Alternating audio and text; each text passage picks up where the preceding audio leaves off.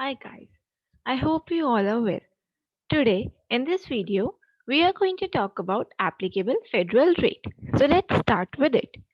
The first thing that we are going to talk about is what is applicable federal rate, that is AFR. The applicable federal rate AFR is the minimum interest rate that the Internal Revenue Service IRS allows for private loans. Each month, the IRS publishes a set of interest rates that the agency considers the minimum market rate for loans. Any interest rate that is less than AFR would have tax implication. The IRS publishes these rates in accordance with Section 1274D of the Internal Revenue Code.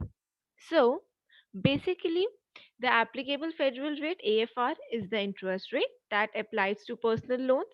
It is the minimum rate applicable to such loans under US law. So, the next thing that we are going to talk about is the purpose of applicable federal rate. The purpose of the applicable federal rate is to avoid tax incidence on a personal loan. Second, a personal loan may be thought of as a taxable gift by the IRS. Hence, the borrower would be taxed as if the loan was part of their income. So, such a loan cannot be interest free. So, the main purpose of AFR is to avoid tax incidence on a personal loan.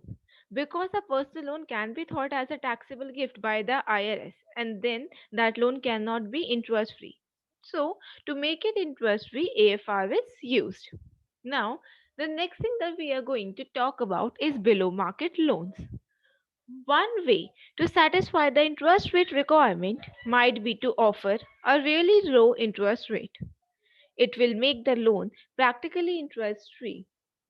It is where the minimum rate requirement comes in any loan with a lower interest rate than the corresponding AFR is called a below market loan. The difference between the interest rate on the low rate and the AFR is called the imputed interest. If a lender decides to advance a loan at a lower interest, then they must pay tax on the imputed interest, as it is as income even though there is no actual cash flow. So basically, any loan with a lower interest rate than a corresponding AFR is called a below market loan. Now, the next thing that we are going to talk about is rate. The IRS releases a document every month that enlists the applicable federal rate for different conditions. The key rates are listed based on the term and compounding frequency. Other rates usually are derived from these key rates or are determined by the Department of Treasury. So, there's the IRS releases document every month that contains all the AFR for different conditions. The key rates are listed based on terms and computing frequencies. Now, these tables are the part of IRS document. This include for the short term, medium term and long term loans. Now, this is the table for adjusted rates for tax exempt obligations. It also includes short term, mid term, and long term, but it is adjusted AFR. The previous one was not adjusted, but this is adjusted rate for tax exempt obligations. The next thing that we are going to talk about is section 382 rates. The rates are determined using historical key rates. The long-term rate is the same as the adjusted long-term AFR.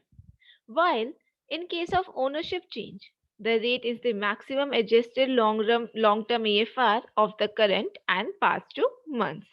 So basically, rates are determined using historical key rates. The long-term rate is same as the adjusted long-term, but when the ownership changes, in case of change in ownership, the rate is the maximum adjusted long-term AFR of the current and past 2 months.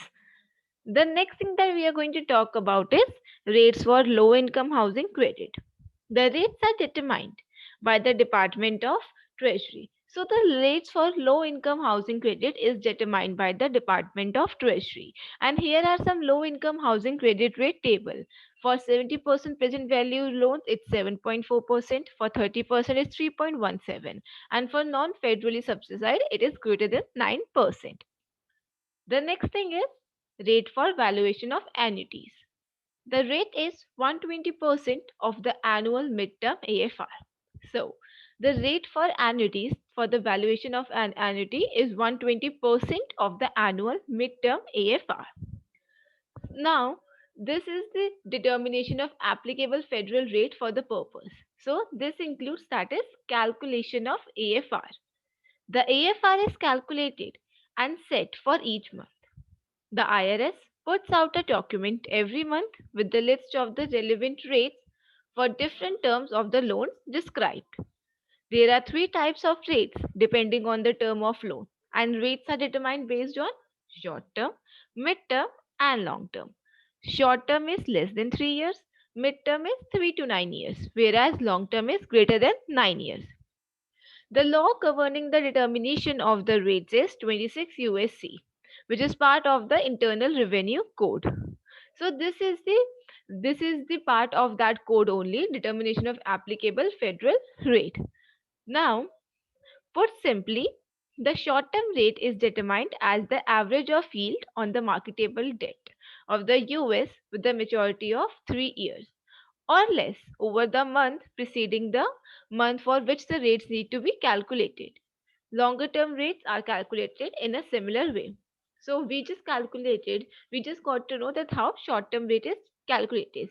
It is determined by the average of yield on the marketable debt of the US with the maturity of 3 years or less over the month preceding the month for which the rates need to be calculated. Now, the next thing that we are going to talk about is the sale leaseback rules and exemptions. Exceptions.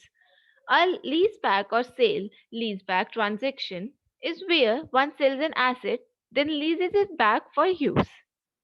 For such transactions, the rule is that 110% of the applicable federal rate shall apply. There are also exceptions to the application of the AFR in certain transactions. Some of the transactions are listed below. Sales of farms by individuals or small business valued at less than $10 lakh. Second, sale of principal or primary residence. Third, certain sales of patents, publicly traded debt. And the last one is other sales as specified by the Internal Revenue Code. So the sale leaseback rule transaction is where the one sell an asset and then leases it back for a use. And in such transactions, 110% of AFR is applied. There are certain exceptions, and these exceptions include sales of farm by individuals or small businesses, sale of principal or primary residence, certain sales of patents, publicly traded debt, and other sales as specified by the Internal Revenue Code. Thank you. Have a nice day.